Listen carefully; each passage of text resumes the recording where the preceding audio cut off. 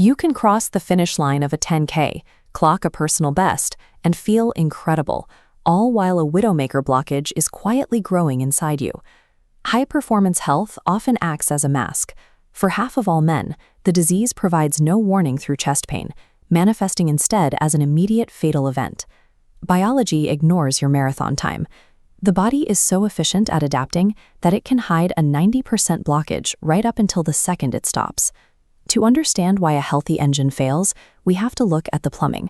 The heart muscle demands massive amounts of oxygen, relying on a network of vessels wrapped around the organ, the coronary arteries. Look at this major vessel running right down the front. This is the left anterior descending artery, or LAD. It supplies blood directly to the heart's main pumping chamber.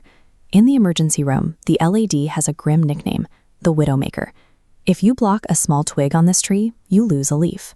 But if you sever the trunk, the whole tree falls. The pumping completely stops, leading to massive tissue death. So how does a blockage form in someone who exercises every single day? Most people imagine plaque buildup inside an artery looks like a clog in a bathroom sink. The logic seems sound. The pipe gets narrower and narrower over the years, blood flow decreases, you expect to feel it happening, getting short of breath or feeling tightness in your chest while walking up the stairs. While that logic is consistent, it is biologically backwards. Trusting the clogged pipe theory creates a lethal blind spot.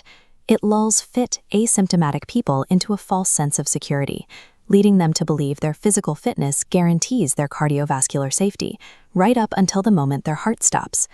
To see where the trouble begins, we look at the vessel wall. A healthy artery is flexible, with an inner lining as smooth as Teflon. But decades of intense blood flow, the sheer mechanical stress created by intense daily exercise, acts like sandpaper on that coating. Over time, this high-volume friction causes microscopic scratches and tears in that delicate inner lining. Your body immediately tries to repair those micro-tears. It sends LDL cholesterol to the site, acting like spackle to patch a hole. Then, the immune system sends white blood cells to inspect the repair. They consume the cholesterol and harden into a mass. This mixture of cholesterol, calcium, and cellular waste is what we call plaque. The body's natural, brilliant attempt to heal its own mechanical wear and tear ironically creates the foundation of the cardiovascular threat. So why don't you feel that plaque growing over the decades? Because of a biological adaptation called positive remodeling. Instead of growing inward, the artery wall physically stretches outward to accommodate the deposit. The tube itself remains 100% open. Maximum blood volume continues passing right through, unobstructed by the massive plaque blister hidden inside the wall. Positive remodeling allows an athlete to run a marathon with a 90% blockage and still feel absolutely fantastic. The blood still gets through, so the body successfully masks the danger. If the pipe is open, what suddenly stops the heart? It comes down to stability. Imagine that soft plaque deposit is a blister covered by a thin layer of skin. A sudden pressure spike tears the covering open, spilling inflammatory gunk into the bloodstream. The body panics, instantly sending platelets to clot the wound. In minutes, the clot expands like a cork in a wine bottle, and blood flow hits a brick wall. That is a rapid plaque rupture. But there is a second fatal scenario that often strikes endurance athletes pushing their limits: the supply and demand mismatch.